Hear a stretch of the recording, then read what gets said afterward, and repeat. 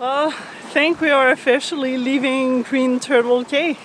We just can't get away from this place. Seems like there's always something that happens that just kind of holds us back. But now we are heading more south in the Abacos. We're gonna try to cross Whale's Cut today. Hopefully everything goes really smooth, but I think it should be good today, so we're gonna try to do this and then hop back over towards Treasure Cay and go find an anchorage that's kind of protected.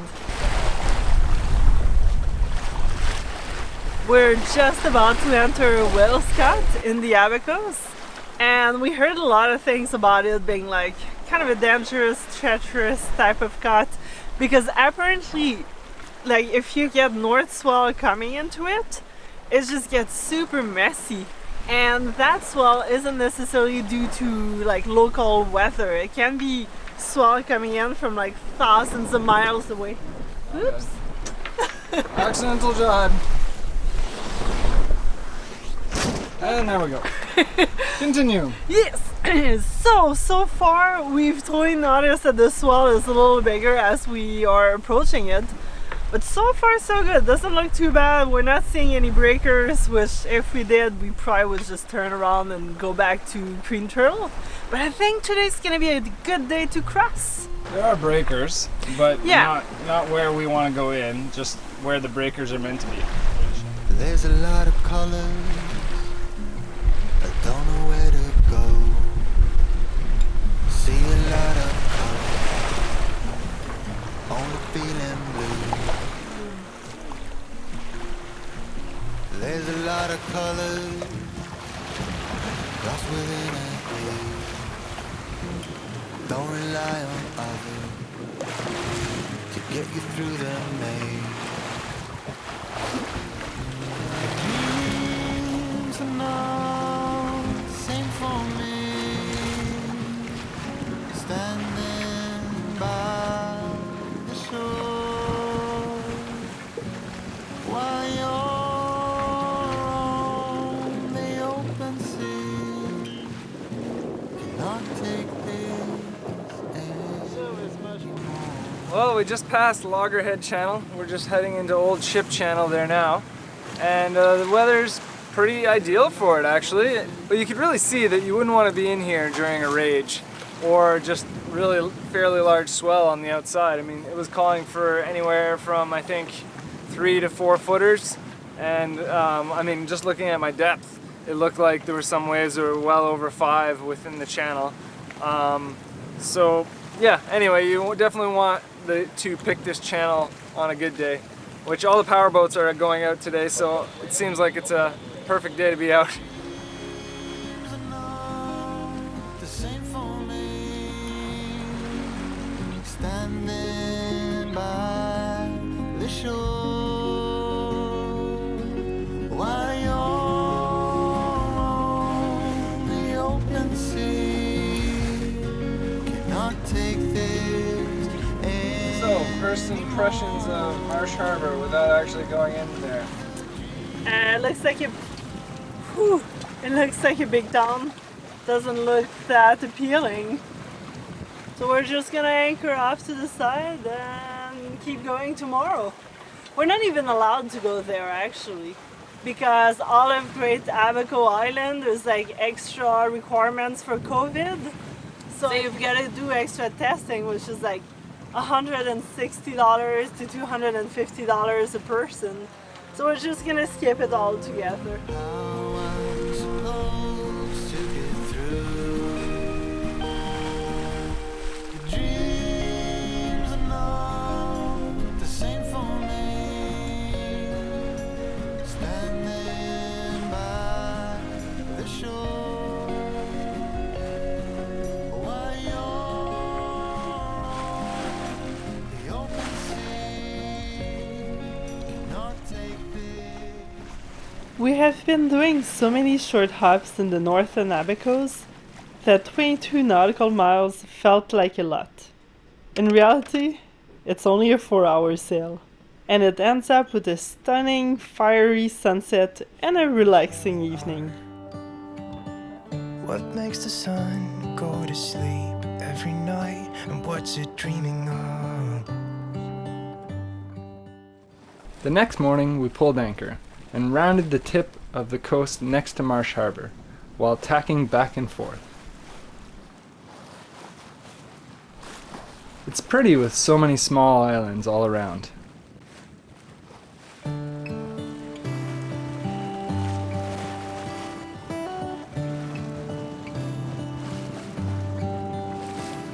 Sailing in the southern section of the Abacos. The wind was supposed to be from the west, but it's kind of southwest. So we're tacking a little more. But it's beautiful. Where are we going? Are we going to Spencer's or Sandy Cay? I don't know. One of those two.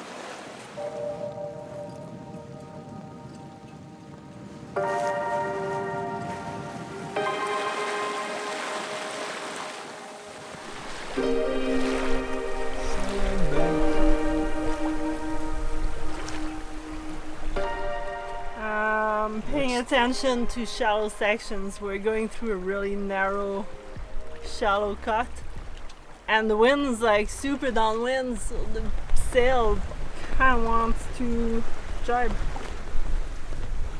was hoping it was going to be a bit more on one side or the other.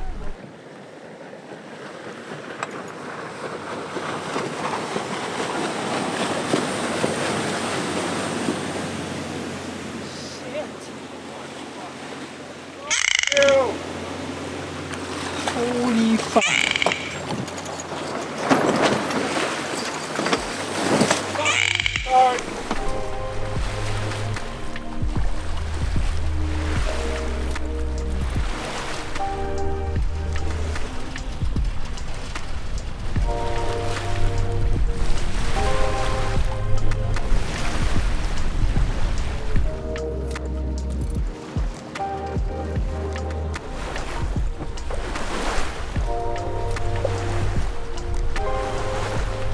We sailed right next to Sandy Cay and made a stop at Pelican Cays Land and Sea Park.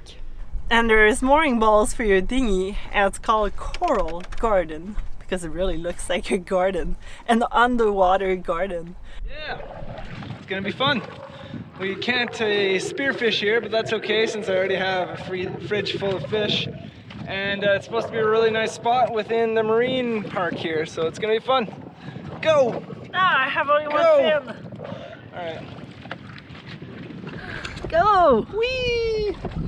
We were excited to see what lied underneath our fins and to spot a few of the 170 species found here.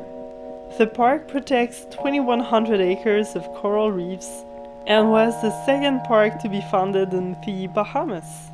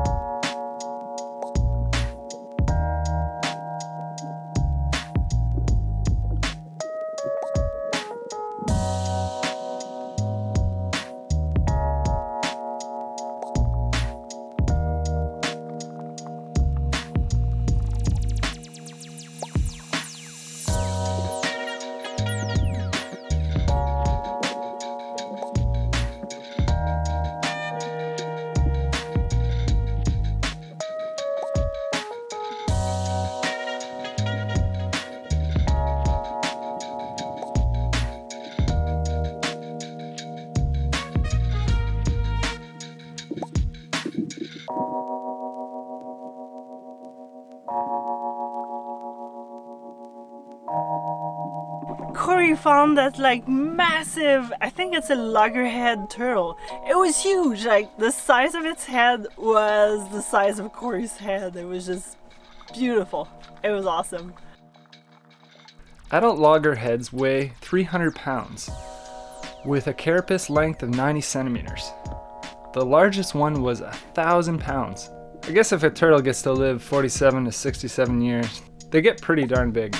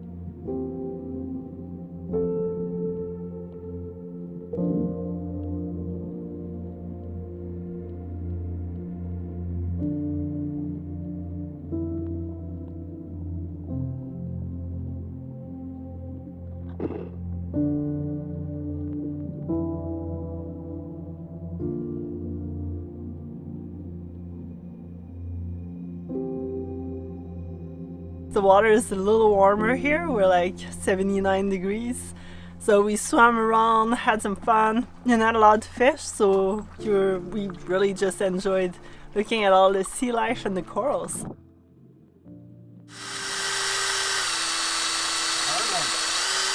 Oh, we're going in. We are in.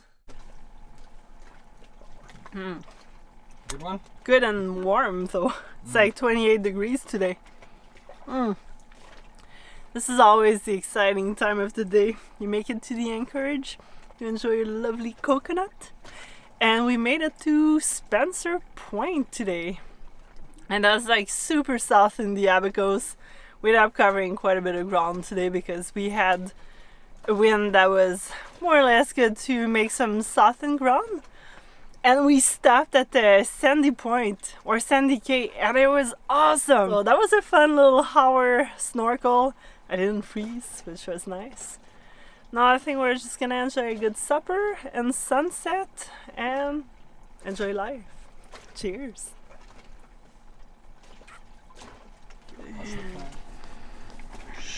Alex is always so diligent about writing the logbook. It's awesome. We got all our information in there, where we went, when our oil changes are due, which I think we're almost due for one. Yeah. But you're awesome. So the plan is to cross over to Eleuthera, but that's pretty much south from here. So I think on Thursday we might have wind that's gonna be good for us to cross over. But right now we are Sunday, so in between then and now and then, I think we're gonna be doing a bit of editing, maybe exploring the ruins over there, and who knows? We'll see. A couple of days here.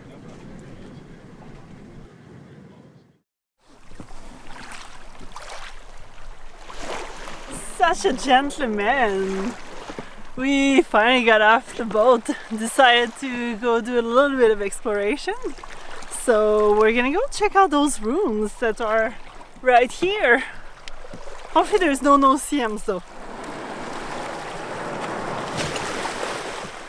So it's been super humid lately, and the weather has not been cooperating with us as far as making more southern direction. The wind's been coming out of the south, if there's any wind at all.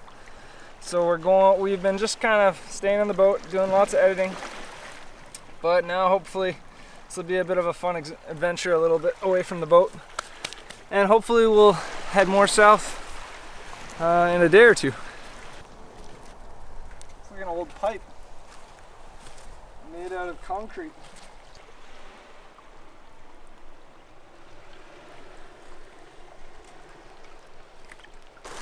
So it's actually not concrete. It looked like it because it's been in the water for so long, all this growth on it, but it's some sort of metal because there's a lot of rust in there. So what do you think this is? I'm not too sure. Maybe there used to be a bit of a settlement and one of the many hurricanes took it down or something. But I think we're gonna have to do some research because I'm not sure what this is. But you can really see like all the foundation with trees growing in. It's hard to find much information about this area, but it might have been connected to the Wilson City power plant. The pipes might have been used for delivery of fuel by the pipeline from the ocean terminal. However, the plan got cancelled. Seems like the whole project was poorly planned.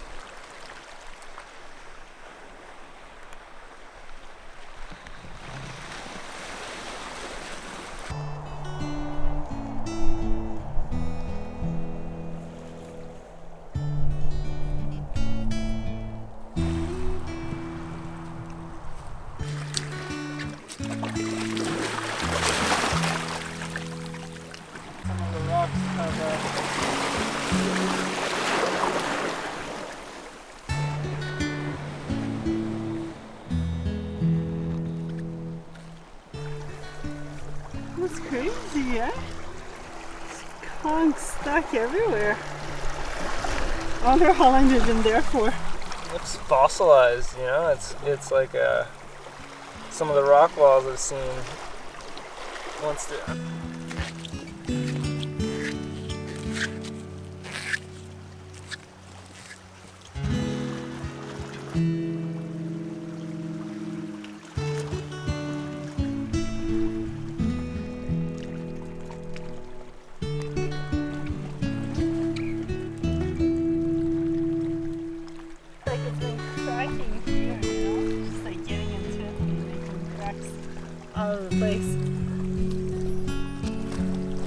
food.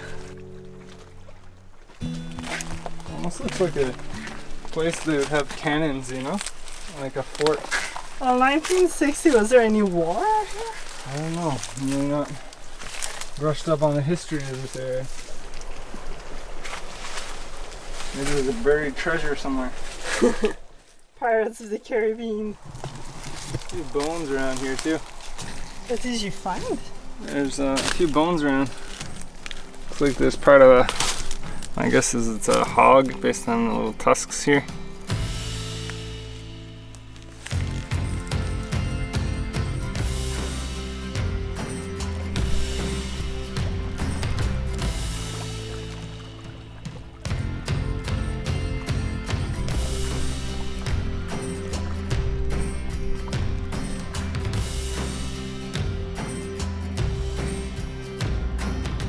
Having fun? Yeah, a little tricky getting around the branches, but it's working. It's when you almost wish you had long pants. It hurts. It is hot and muggy, so I think it's time to go back to the boat, grab a drink, and maybe go for a swim. And then back to editing. Let's go!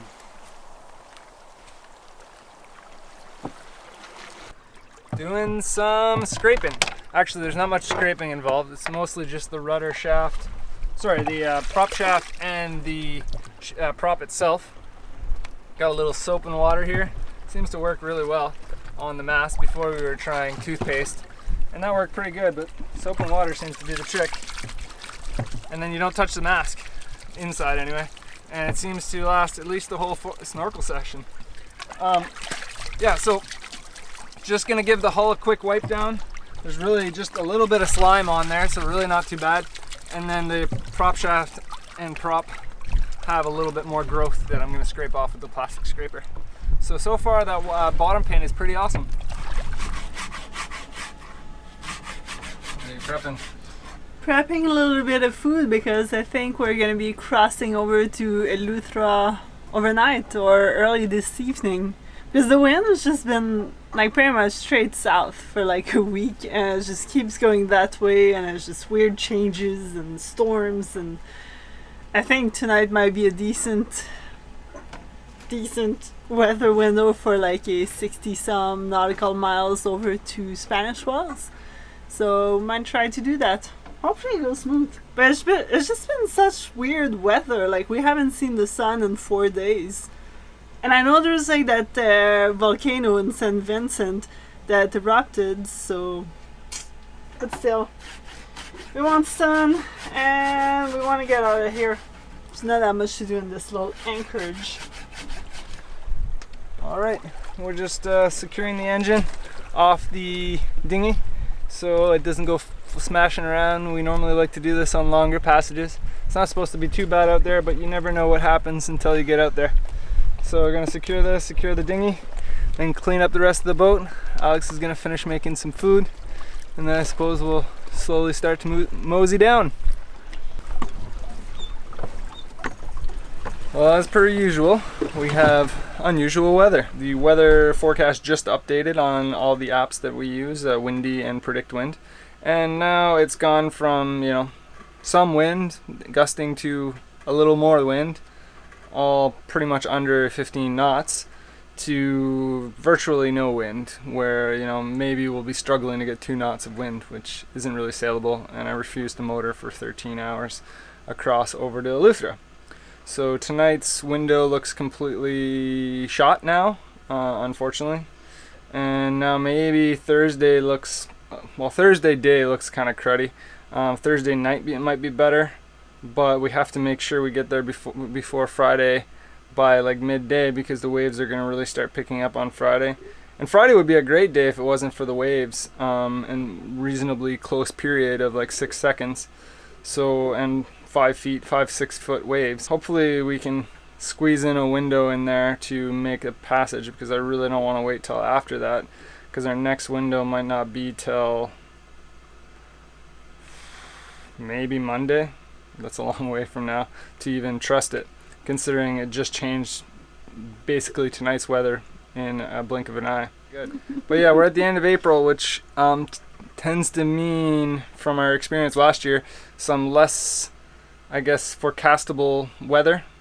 To be honest though, the Abacos has been completely unforecastable. Everything has been wrong in general, you know, from one day to another.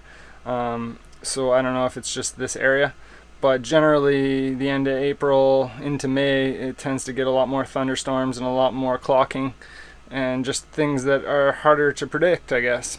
So we'll see what happens, but looks like we're in for some thunderstorms, and that's generally not that good for wind direction because it gets really sloppy during those periods of time.